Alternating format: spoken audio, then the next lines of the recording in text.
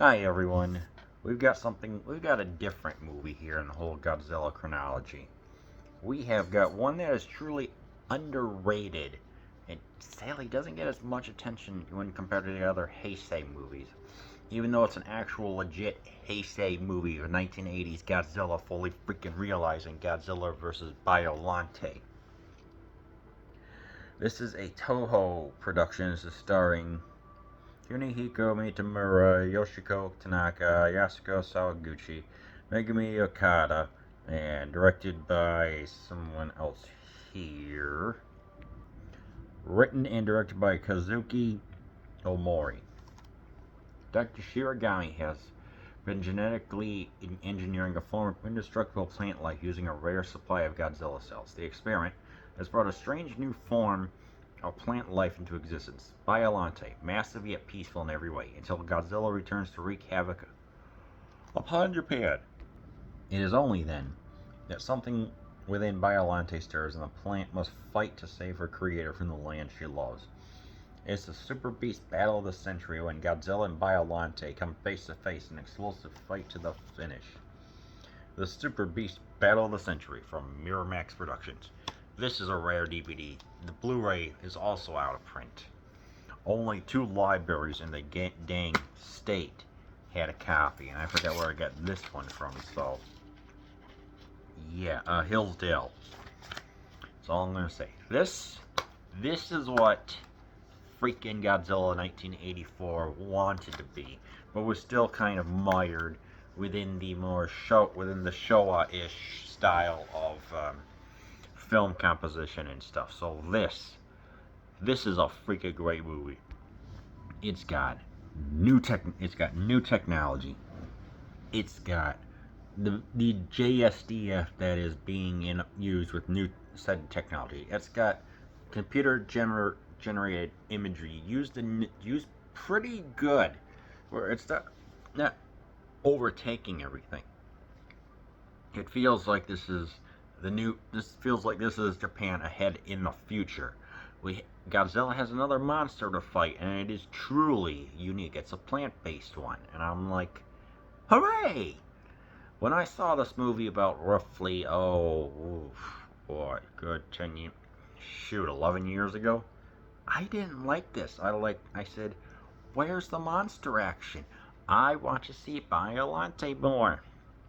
Then again, I was extremely naive at 23 years old when it came to this stuff, not knowing the production and everything that entails to help create a movie.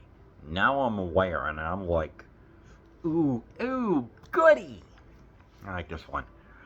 Oh, what do I like about this? Some of the scenes here are absolutely fantastic. One, we get some corporate espionage of, I guess you could call it unethical, like bioengineering, because so we're gonna have this person who is feeling grief for his deceased daughter, which is understandable. Combine it with a plant. But that's not enough. Let's have some Godzilla cells that were from the 1985 reboot, 84, and have that mutate. So of course, obviously, injecting it without recording all your notes and everything, that's unethical. Yeah, that's very, very wrong. Overcoming grief and how you apply the feelings that you go through during the 5 stages of death, and it's like what could be the unintended consequences of it if done in such a extreme way. And like all these corporations and everything that are willing to protect their secrets, so they hire hitmen and everything else in order to keep it quiet, or just give out a false publicity report to just hide the truth. That's some of the central themes that we're exploring here. So obviously, the storytelling and it's more engaging, and it actually feels like this is a serious movie and not just anything that's too kid friendly. Which I like this one. It's like, yes, I want more. I want more of this, and of course, we get the military we get the self-defense force to come in. Boy, it seems like the Japanese STF gives more action in freaking Toho and kaiju movies than in real life. Makes sense of that. But yeah, here special effects are great. Yes, you still have the miniatures. You still have, it's like, yeah, you're going to have the rocket launchers. You're going to have the javelins, I think that those things are called. You're going to have the you're going to have Godzilla's atomic breath, but there's this gargantuan.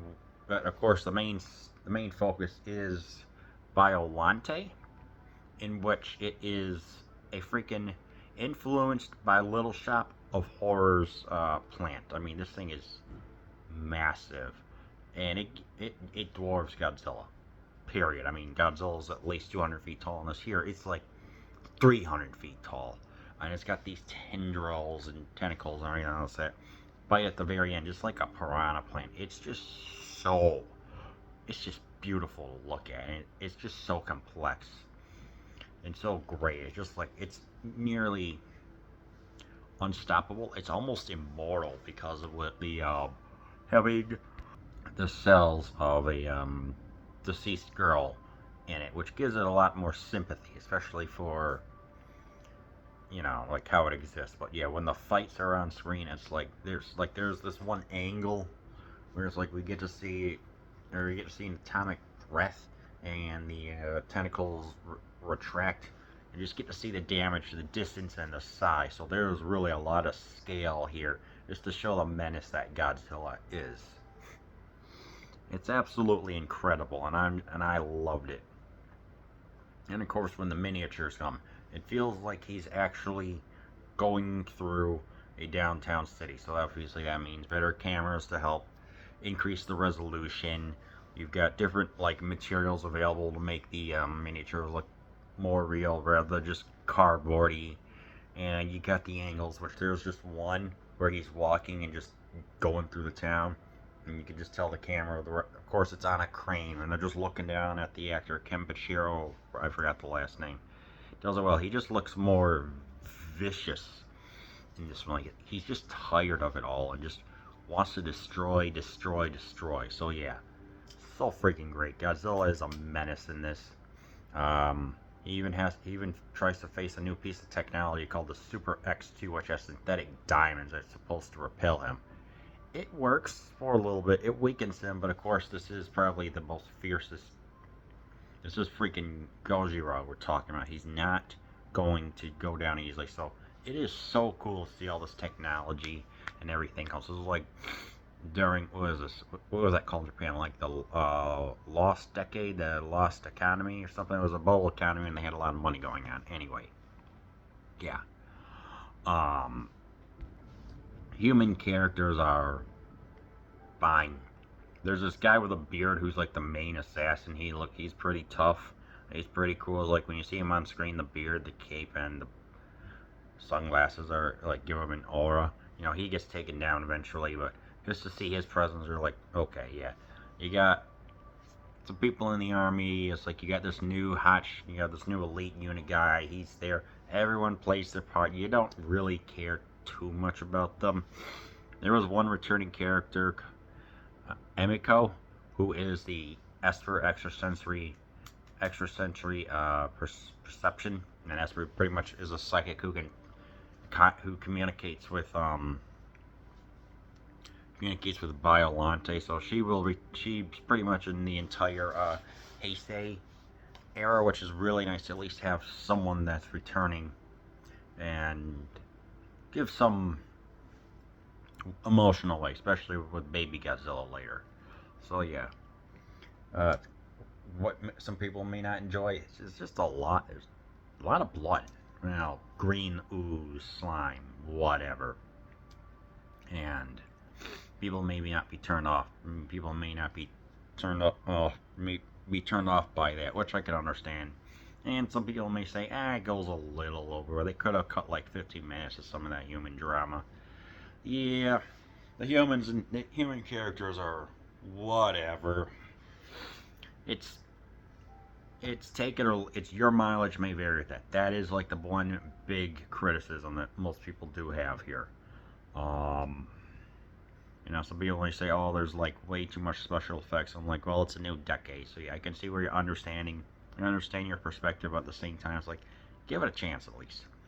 The music for the Sadaria nation feels more European than Middle Eastern. That's what Akira Ifukube, the pretty much the main music composer, said. So it's like, yeah, it's like the whole thing going on with like Sadaria, the nation.